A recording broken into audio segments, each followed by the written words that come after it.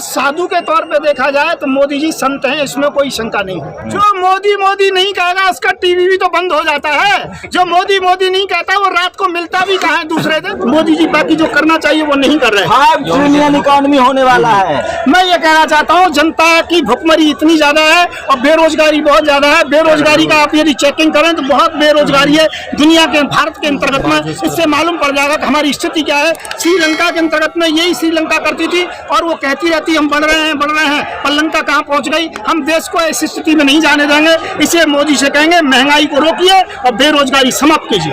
बात बताना चाहता हूँ कि मोदी जी वास्तव में बहुत काम कर रहे हैं और इतना काम कर रहे हैं कि उनके लिए सामने महंगाई नहीं है कि वो मशरूम खाते हैं हजारों रुपए किलो की और 10 लाख रुपए का सूट पहनते हैं रोजाना, कई सूट बदलते हैं। उनके लिए महंगाई नहीं है। महंगाई जलन हो रही है। हाँ, जलन नहीं हो रही है। मैं ये कह रहा हूँ कि ऐसा नहीं होना चाहिए। इतने बड़े व्यक्ति को सादा जीवन रहना चाहिए। हमारे यहाँ लाल बहादुर शास्त्री भी थे और जो कि बहुत ऐसे महात्मा अब्दुल कलाम जी भी थे और जो कि यहाँ शंकर दयाल शर्मा जी भी थे। काफी बड़े होशियार है। टीवी अखबार वाला पागल है। सब कह रहा है अंजना ओम कश्यप, सुधीर चौधरी, सब टीवी कह रहा है मोदी मोदी मोदी मोदी। आप ही बड़े काबिल बन रहे हैं, मोदी जी की आलोचना कर रहे हैं। जो मोदी मोदी नहीं कहेगा उसका टीवी भी तो बंद हो जाता है। जो मोदी मोदी नहीं कहता वो रात को मिलता भी कहाँ है दूसरे दिन। इसे यदि ये मजबूरी है उनकी और मैं ये कहना चाहता हूँ सोशल मीडिया नहीं होती तो हम लोगों को दुनिया में हमारी बात को कोई नहीं जान पाता। मैं तो सोशल मीडिया का धन्यवाद देता हूँ। जब मुझे जेल के अंतर्गत में रखा गया कुछ दिन पहले 2.5 महीने के लिए, जेल भी चले गए, तो मैं बताता हूँ आपके लिए तो कितना बड़ा मामला हुआ। यहाँ पर कुछ पत्रकार महोदय ऐसे में नाम नहीं बताना चाहूंगा, उनके पास भी फोन आया, प्रेशराइज किया गया। मैं कह रहा हूँ मोदी जी की मीडिया जितनी भी है वो केवल प्रेशर में है। एक बार मोदी जी को हट जाने दीजिए। बाबा मैं तो जेल जाता ही रहता हूँ, कभी गाँव के मुद्दे पर, कभी मोदी जी के मुद्दे पर। अब मोदी जी मुझे जेल भेजते रहते हैं, आप भेज सकते हैं। लेकिन आप एक बताइए, कोई काम ऐसा नहीं लग रहा है जो मोदी जी अच्छा के नोटबंदी, जीएसटी, ताली थाली बजवा दिए, आप झुट्टो उनके पीछे पड़े हैं। मैं कह रहा हूँ मोदी जी का एक भी काम हो तो बताइए। किसी भी स्थिति के अंतर्गत में मोदी जी ने कोई काम किया? यदि कोई सबसे बड़ा निकम्मा जो कि सरकार है, निकम्मे जो प्रधानमंत्री हैं, तो मोदी जी है। मुझे इन शब्दों का प्रयोग नहीं करना चाहिए। पाकिस्तान टाइट है। मैं कह रहा हूँ मोदी जी पाकिस्तान और मुस्लिम 2 शब्दों को निकाल दें, मोदी जी को कोई वोट नहीं देगा। ईवीएम मशीन भी इनकी फेल हो जाएगी, चाहे कितनी भी बेईमानी कर ले। मोदी जी ईवीएम से चुन के आए, बस ईवीएम इनको चुनती है और बाकी कोई नहीं चुनता। और जाएंगे बाबा, हाँ जाएंगे तो कोई दिक्कत नहीं, दाल रोटी खाएंगे, सबूत है ईवीएम का। हाँ, ईवीएम का एक सबूत नहीं, बहुत सबूत है और इसके लिए धरने पर पहले भी बैठ चुका हूँ। क्या सबूत है? हाँ, जो कि ऐसा सबूत है कि जहाँ इतनी वोट नहीं है, बहुत से ज्यादा वोटें आई हैं। यहाँ पर जो कि मशीनें जो कि हजारों की तादाद में लोगों ने पकड़ी है, ये सभी जो कि सामने प्रमाण है, जो समाचारों में निकले। यदि चाहेंगे तो कलेक्शन करके बता दिया। मोदी का विरोध देश का विरोध है बाबा। मैं मोदी जी का विरोध नहीं कर रहा हूँ, मोदी जी के कारनामे का विरोध कर रहा हूँ। कल को यदि मोदी जी प्रधानमंत्री ना रहे तो मोदी जी का कोई विरोध नहीं करूंगा। जब तक ये प्रधानमंत्री गद्दी पर रहेंगे और जब तक देश में हिंदू मुसलमान करेंगे, विकास के काम नहीं करेंगे, रोजगार लोगों को नहीं देंगे, जो वायदा किया था 2 करोड़ हर साल रोजगार देंगे, तब तक मैं मोदी जी का पुरजोर विरोध करता रहूंगा। यशस्वी प्रधानमंत्री है। मुझे मालूम है कितने यशस्वी हैं। अभी दूसरे देश में फ्रांस इत्यादि कई जगह पर गए थे, वहाँ पर काले झंडे दिखाए गए थे और वो मीडिया ने नहीं दिखाया, तो मुझे मालूम है कितने यशस्वी हैं। बहुत अच्छी बात है, मैं उनका सम्मान करता हूँ। फिर मोदी जी से यही कहूंगा कि मोदी जी हर स्थिति के अंतर्गत में महंगाई को समाप्त करें, बेरोजगारी को समाप्त करें और देश के अंतर्गत में हिंदू मुसलमान की राजनीति नहीं होनी चाहिए, राष्ट्रवाद की राजनीति होनी चाहिए। सबसे बड़े राष्ट्रवादी है वो मोदी जी। ये बात कर रहे हैं राष्ट्रवादी है, पर राष्ट्रवादी की बात करते हैं, वो राष्ट्रवादी है नहीं। मैं इस बात को अच्छी प्रकार से जनता जानती है, सब लोग जानते हैं। कोई घोटाला हुआ मोदी जी के राज में? बताइए। मैं कह रहा हूँ घोटाले इतने हुए हैं, इतना मालूम पड़ेगा। सबसे पहले वो ये बता दें, जो बीफ व्यापार होता है, गाय का मांस विदेश जाता है, उसके विषय में कभी स्वीकार किया है तो वो गाय का मांस भेजते हैं? वो कितना गाय का मांस जाता है, उसका लेन देन क्या है, वो स्वीकार ही नहीं करते हैं। और उनके डर से तो मान लिया मोदी भाग गया देश से। मैं ये कह रहा हूँ मोदी जी के मित्र थे और मित्र उन्होंने भगाए, करोड़ों रुपए उनको दिया, उसके बाद में वो गए। ये सब मित्र हैं। बहुत गलत आरोप लगा रहे हैं, मोदी जी का दोष है सब। हाँ, ये मोदी जी का दोष है। कमजोर प्रधानमंत्री है, इस कारण से इतने घोटाले हुए, नहीं तो कोई घोटाला नहीं होता।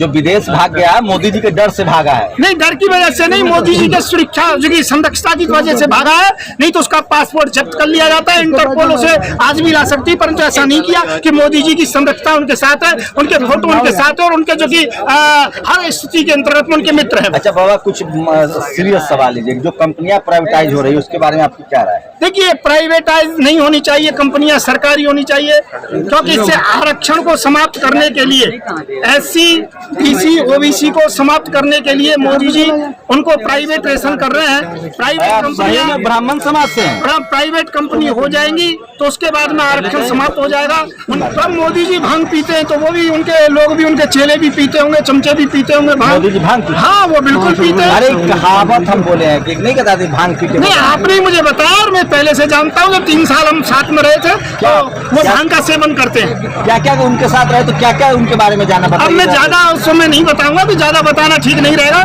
परंतु हम लग रहा है नहीं, मध्य प्रदेश मंदसौर जिले में रहे हम लोग, नाहरगढ़ नाम का जो कि तहसील में रहे हैं हम, जो कि गांधी सागर के पास रहे हैं हम, अहमदाबाद में रहे हैं हम सुखानंद में रहे हैं जहाँ सुखदेव जी ने तपस्या की है। ये भी जो कि आपको इसी में पड़ेगा, मध्य प्रदेश मंदसौर जिले में पड़ेगा। हम चित्तौड़गढ़ रहे हैं और देश के काफी विभिन्न भागों में हम साथ में रहे हैं।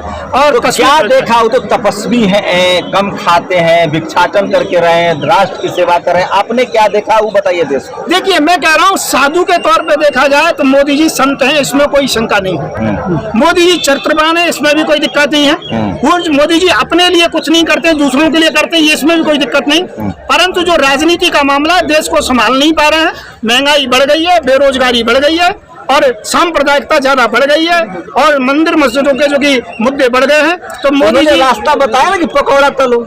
हाँ, पकौड़ा तलने की बात वो कर सकते हैं, वो इंजीनियर नहीं बना सकते, चौकीदार बना सकते हैं, पकौड़ा तलवा सकते हैं। मोदी जी यही काम कर सकते हैं, यही रोजगार बता सकते हैं। वो एक अच्छा चीज बता दीजिए।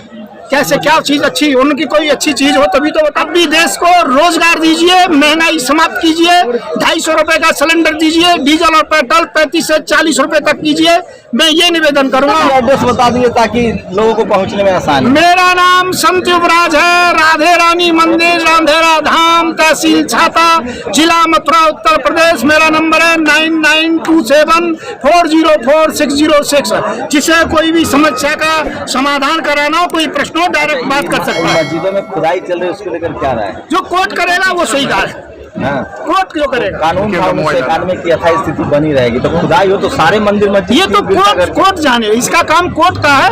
कोर्ट जब तक कोई निर्णय नहीं करेगा, हम कोर्ट से बड़े नहीं हो सकते, हम संविधान से बड़े नहीं हो सकते, हम राष्ट्र से बड़े नहीं हो सकते, हम देश से बड़े नहीं हो सकते। अच्छा, कुछ लोग संविधान इसी जंतर मंतर पर फाड़ दिए थे, आपकी क्या राय है उसमें? वो गलत है, संविधान नहीं फाड़ना चाहिए, कोई भी क्यों ना हो। संविधान सर्वोपरि है और संविधान हमारे भारत का जो कि एक स्वाभिमान है, संविधान का हम सम्मान करते हैं। एक आखिरी सवाल, आरक्षण पर आपकी क्या राय? होना चाहिए, खत्म होना चाहिए? मैं ये कह रहा हूँ जो गरीब है उनको आरक्षण मिलना चाहिए और जो आरक्षण लेने के योग्य नहीं है वो किसी भी जाति में, उनका आरक्षण समाप्त होना चाहिए। बाबा, आरक्षण का क्राइटेरिया जानते हैं, वो तो अनटचेबिलिटी के आधार पर था, जिनके साथ छुआछूत हुआ है। देखिए, हाँ, तो आरक्षण गरीबी हटाओ उन्मूलन प्रोग्राम नहीं है बाबा, आरक्षण डाइवर्सिटी, आपको पता है? चलो इस विषय पर बाबा सुनिए, नहीं ऐसे नहीं चलेगा। ये बताइए, इस देश में सबसे ज्यादा जज कौन जात का बना है? देखिए, मुझे इतना ज्ञान नहीं है, मैंने बताया मैं मोदी जी के बराबर पढ़ा हूँ, इससे ज्यादा नहीं पढ़ा हूँ, परंतु मैं इतना जरूर बताना रह चुके हैं, आपने खुद अभी कहा है। हाँ, मोदी जी के साथ रहा हूँ 3 साल, उनके बराबर ही पढ़ा हूँ। मैं ये कहना चाहता हूँ, आरक्षण के मामले में नहीं पढ़ता हूँ,